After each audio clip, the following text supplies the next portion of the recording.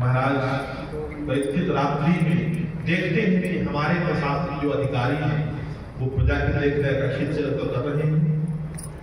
जिस प्रजा को भगवान की सन्निधि में हमारे पितामह ने बड़ी सुंदर सजा कर रखा था, प्रजा को कष्ट नहीं होना चाहिए। क्यों?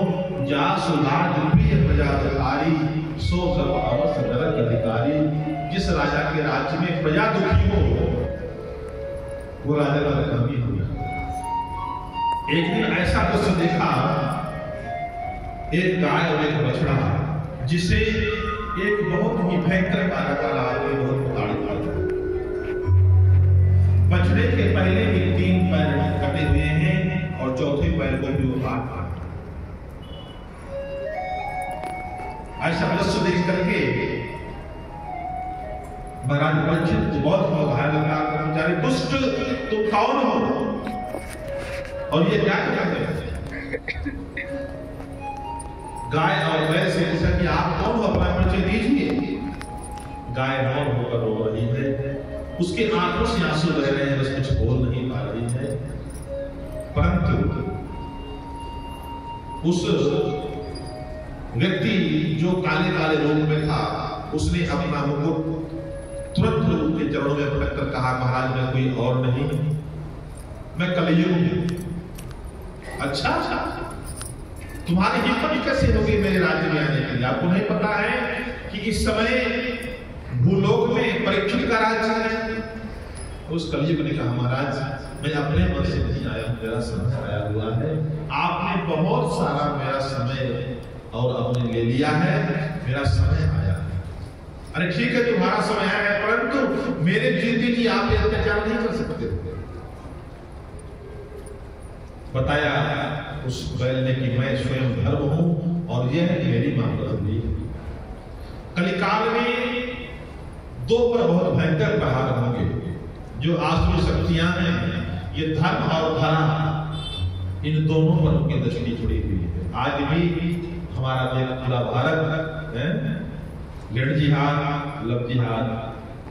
चंद लोग ऐसे हैं जिनका मिशन है लालच देकर के, डरा करके, धमका करके, छीन करके, जैसी कोशिश हो वो ही काम करते हैं।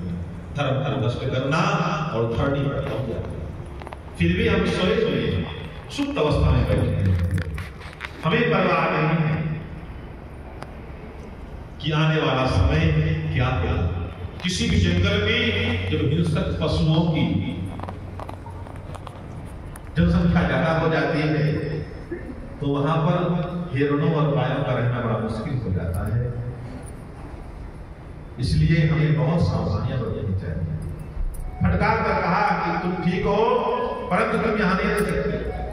कलयुग ने प्रणाम कर कहा, महाराज क्षमा करना, मैं मानता हूं मेरे बहुत सारी बुराइयां हैं, परंतु प्रगति जात धर्म के कलिमा एक प्रधान के दान करे कल्याण।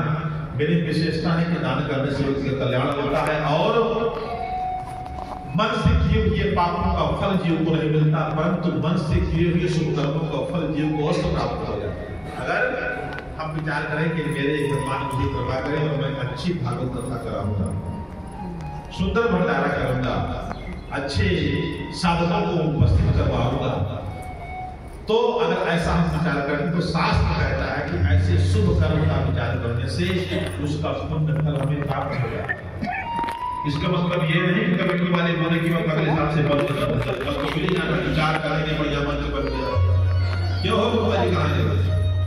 ऐसा कर्म नहीं करना कि यहाँ बढ़िया मंच बन गया, बढ़िया माइक लग गया, बढ़िया बाबे लोग आए, बढ़िया चकाचक भंडारा कर रहा है, 3 महीने का कीर्तन हो रहा है, तुम तो मिल जाना है। क्योंकि लोग 60 का बहुत अपना रहे।